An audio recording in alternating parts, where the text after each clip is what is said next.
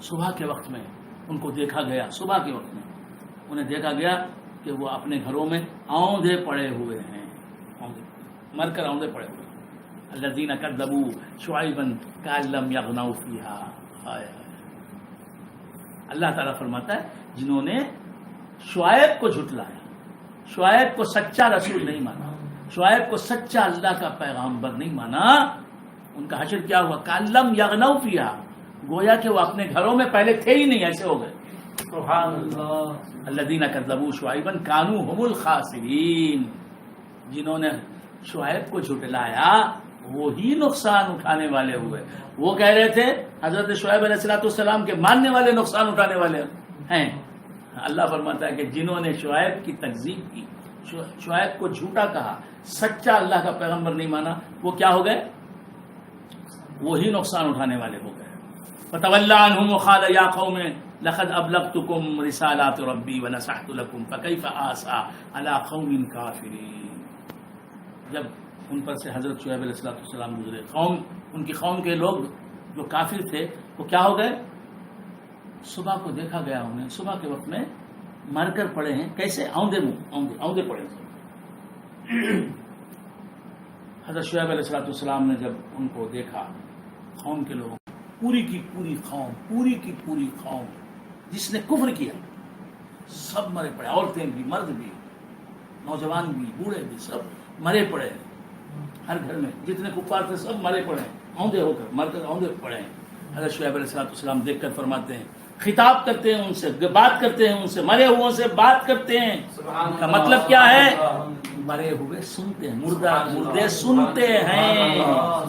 جب کافر مردے سنتے ہیں، اللہ کے عذاب کی زد میں آ کر جو مرے ہیں، اللہ کے عذاب میں مرے ہیں، وہ جب مرنے کے بعد سنتے ہیں اور جو سنتے ہیں اس کا مطلب سمجھتے ہیں، اللہ کے ولیوں کو ہم پکارے، ان کے مزار پر جا کے کہیں یا غوث، تو سنیں گے نہیں؟ یا غریب نواز ہماری مدد کر دیجئے، تو سنیں گے نہیں؟ اور ہماری گفتگو کا مطلب نہیں سمجھیں گے؟ یہ کیسی بات ہے، کیسی منطق ہے؟ فَتَوَلَّى عَنْهُمْ وَقَالَ يَا قَوْمِ لَقَدْ أَبْلَغْتُكُمْ رِسَالَاتِ رَبِّي،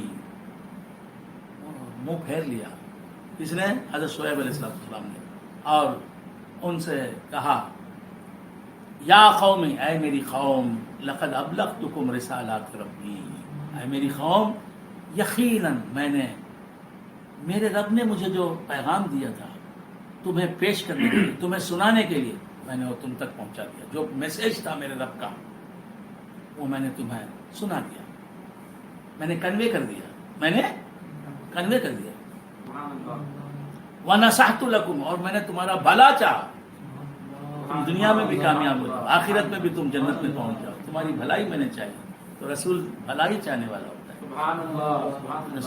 فَكَيْفَ عَسَىٰ عَلَىٰ قَوْمٍ كَافِرِينَ، لیکن تم کفر کی وجہ سے مرے، آخر دم تک بھی تم کفر پر رہے، کفر کی حالت پر تمہیں موت آئی، ایسے مرنے والوں پر میں افسوس نہیں کروں گا۔ تو کفار کے مرنے پر افسوس نہیں کرنا۔ بہت سے لوگ میں نے دیکھا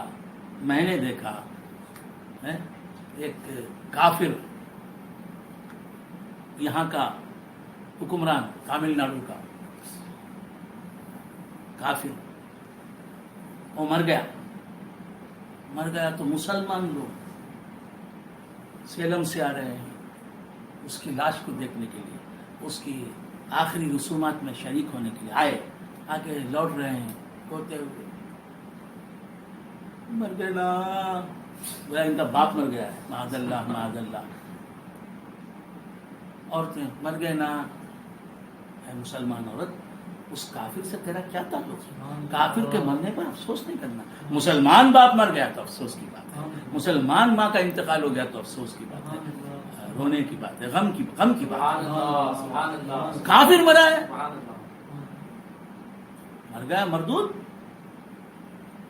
خس کم جہاں پاک، زندگی پاک ہو گئی، دنیا پاک ہو گئی، خوش ہونا چاہیے۔ ہاں، تو حضرت شعیب علیہ السلام سے بڑھ کر نرم دل کوئی ہو سکتا ہے؟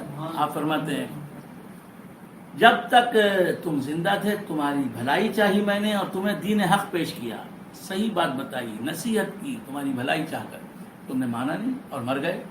اللہ کے عذاب کی زد میں آ کے مر گئے. سبحان اللہ. فَكَيْفَ أَسَىٰ عَلَىٰ قَوْمٍ كَافِرِينَ. تو کافر قوم پر میں کیسے کافر قوم کے مرنے کے بعد میں کیوں افسوس کروں, کیسے افسوس کروں. وَمَا أَرْسَلْنَا فِي قَرْيَةٍ مِّن نَّبِيٍّ إِلَّا أَخَذْنَا أَهْلَهَا بِالْبَأْسَاءِ وَالضَّرَّاءِ لَعَلَّهُمْ يَضَّرَّعُونَ. وَمَا أَرْسَلْنَا فِي قَرْيَةٍ مِّن نَّبِيٍّ. ہم نے جس بستی میں بھی کسی نبی کو بھیجا اس بستی میں ہم نے کیا کیا؟ اخذنا اہلہا بالبأساء والضراء. ہم نے اس بستی والوں کو بأسا اور ضرا میں گرفتار کیا, مبتلا کیا. بأسا کسے کہتے ہیں؟ سختی. ضرا کسے کہتے ہیں؟ تکلیف. سختی میں اور تکلیف میں. سختی کیا ہے؟ فخر و فاقہ. فخر و فاقہ سمجھتے ہیں؟ نہیں سمجھتے. فخر و فاقہ یعنی افلاس, پاورٹی. سمجھتے ہیں؟ پاورٹی, پور پاورٹی, سمجھتے ہیں نا. تو اللہ تعالیٰ فرماتا ہے کہ ہم نے جس بستی میں کسی نبی کو بھیجا اس بستی کے لوگوں کو ہم نے کیا کیا؟ فخر و فاقے میں مبتلا کیا, پاورٹی میں مبتلا کیا, افلاس میں مبتلا کیا, والضراء اور بیماریوں میں. یہ پاورٹی جو ہے باہر کی مصیبت ہے, تکلیف ہے, اور بیماری انسان کے وجود کے اندر کی مصیبت ہے. لعلہم یضرعون, تاکہ وہ آہوزاری کریں, اپنے گناہوں پر نادم ہوں اور توبہ کریں, گڑ گڑا کے ہماری بارگاہ میں آہوزاری کے ساتھ, روتے ہوئے, گڑ گڑاتے ہوئے, بڑی ہی عاجزی کے ساتھ ہماری بارگاہ میں توبہ کریں. اس لیے ہم نے ان کو مصیبتوں میں گرفتار کیا, فخر و فاقے میں مبتلا کیا, اور جو ہے بیماریوں میں مبتلا کیا, تاکہ وہ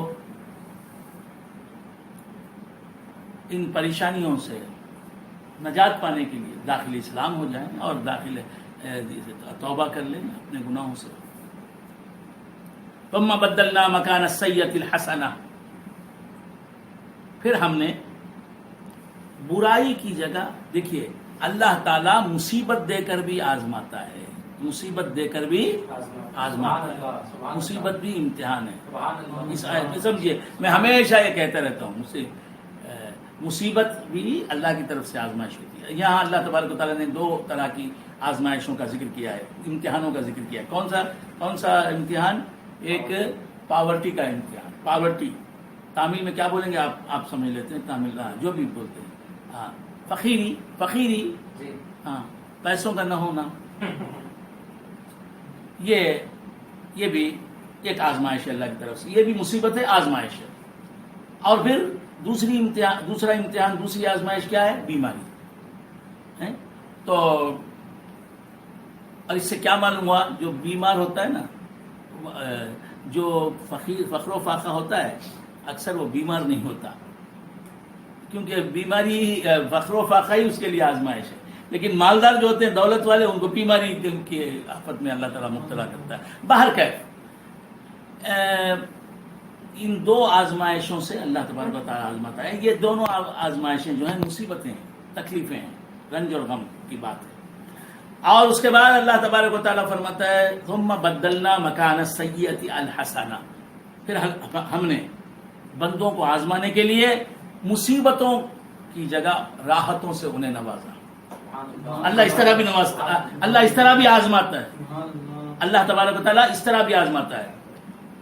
پہلے تو مصیبتوں کے ذریعے آزمایا, اب اس کے بعد کیا کرتا ہے اللہ تبارک و تعالیٰ؟ مصیبتیں نہیں دیتا, خوشیاں دیتا ہے, کامیابیاں دیتا ہے.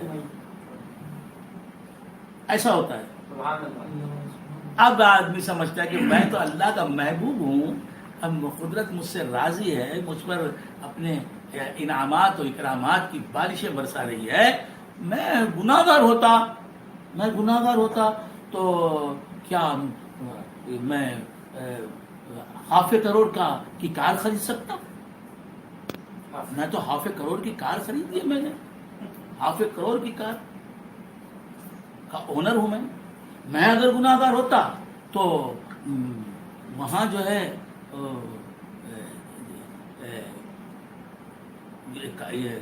وہاں جو میرا